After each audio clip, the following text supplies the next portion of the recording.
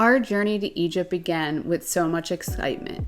From navigating the airport, which was all new to us, to watching the desert landscapes from above, every moment felt like it started to be something extraordinary. Are you ready, guys, to follow us to Egypt? This was a surreal trip. We were flying internationally for over 20 some hours. It was a long trip.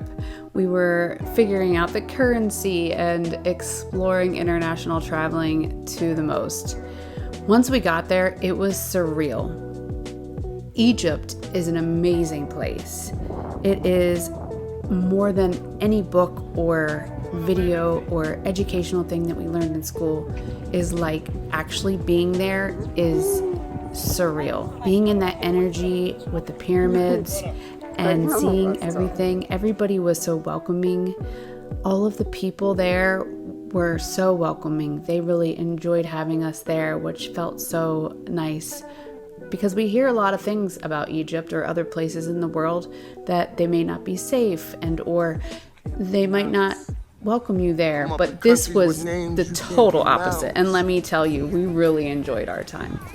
The people were so nice. I mean, people came up to us and you would think we were local celebrities or international celebrities for that matter. It was so awesome how people treated us. They wanted to take photos with us. And it was just a very unique experience.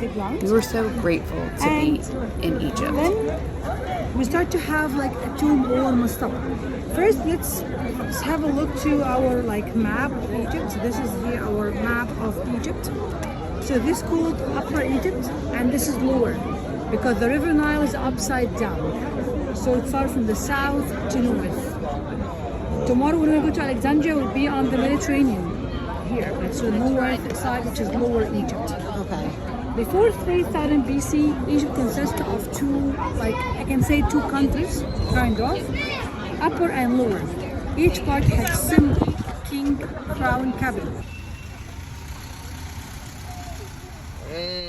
So after us being at the pyramids and seeing that wasn't enough, they actually flew us to the Luxor. So we hopped on another flight a couple days later and went to Luxor. I mean, this place is so amazing. We did so many things in between. It's hard for me to even tell you all the things that we got to do, along with going to markets and seeing amazing things, and the Mediterranean Sea and the Nile River. It was just an amazing experience. Through all of that, we got to see some surreal things and really enjoyed the energy and being in Egypt. Hi! Hi! Hi! She's falling asleep!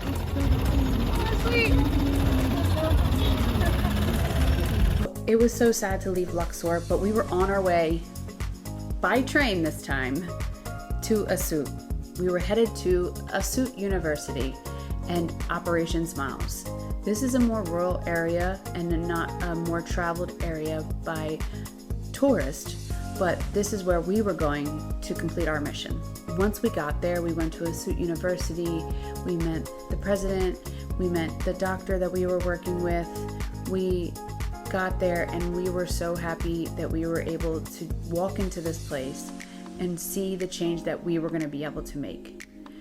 Everywhere you looked, there were mothers standing with babies, all wanting help for their children to go through this process of being reconstructed because their children were born with cleft lip. It was an amazing thing to see that we were going to be there to change these children's lives. Okay, this is the three round liner. Okay. I also pump the needle up, check it. You can get an eye loop, like a little eye loop if you can't see up close, a magnifier. Okay. And you want to push it up and check the needle tips to make sure all the needle tips are good. So it began. We were there to train, we were there to tattoo children, and we were there to share what we can do for these children and change their lives. Yesterday that once you draw the line on and you tattoo it, don't go back and try to fix shape at that point. Let her come back healed, and then if you're like, oh yeah, I need to make it a little higher, then go ahead and make it higher at that point. You don't want to make it higher after you've already, because you want to follow. Like if you look at the pen, the shape that you drew and it looks perfect, follow that exact shape. Can we give her the mirror? Can we give her the mirror so she can see? We got to train some of the people there in Operation Smiles, and it was truly an experience. Working on kids was completely different for us because we've never worked on children. I've had maybe worked on a few kids, but I'm pretty much over the age of 14. These kids were all the way up to 6 years old. So it was definitely a unique experience, but they wanted the help so bad. We were there to train them, so we trained each one of the people that were there to learn, and we got to work with the children and the parents and teach them. It was just such an amazing experience. Right there, right? So I'm only gonna come up to the top underneath her nose. So you're going fast and we're like, right? Yeah, fast and just relay. And then Sideways like a cross first. How'd that feel? حسب ايه You didn't hurt at all? She doesn't feel anything. Good. So this is real easy. You're doing. What did she say? She's saying that What did she say? she's saying that she didn't feel the needle touch her skin. That's good. That's good. That's a good thing. So scar tissue, sometimes they don't feel pain on the actual But scar. Mara says that she doesn't think that the needle even touched her skin. Because it's scar tissue and she's probably numb. Yeah, when I do a lot of breast reconstructive stuff. Not down here. Oh, You felt that, right? She felt it. she felt You it. felt that one, because I'm right up at the top of your So nose. anytime you tattoo scar tissue, sometimes they feel something, sometimes they feel nothing at all. Sometimes I tattoo breast patients and they're like, I can tell you're there, but I can't feel anything. Okay. So it's some scars are worse than others. So a lot of scars you don't feel a lot of pain. So usually when I work with scars at home, I don't use any anesthetic. Because usually they don't feel a lot of pain. Sometimes when you go outside the scar a little bit or around the scar, they're like, oh, I felt that. You know, that's probably what just happened. How'd that feel? حسب ايه ده؟ Nothing. Yeah, see, it's, She didn't feel it? see, Well, it's I'm touching the skin. It's the scar, yeah. I'm in the skin. Yeah, it's the scar. It's scar tissue. So Operation Smile set up our trip.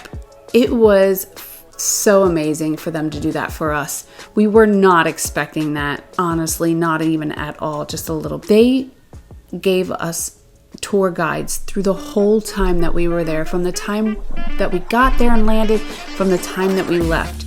And let me tell you, it was almost too much. We were drained after that long flight, but we were in awe about all the things that we were seeing there while we were there. Dr. Muhammad and his wife Rina invited us to a home-cooked meal at their house.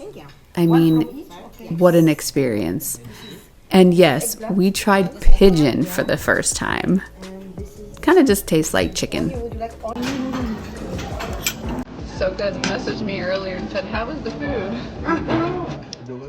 When we left, we felt a mix of emotions, fulfilled because of the difference we made, but also inspired like no other, knowing there's so much more to do in this world. Egypt wasn't just another vacation. It was life-changing. To everything that we experienced, to all the impact that we can make on other people, to the prayers that we prayed every day when we were there, we realize that you can do anything. Everything that you put out will come back to you. I hope you enjoyed our experience as much as we did.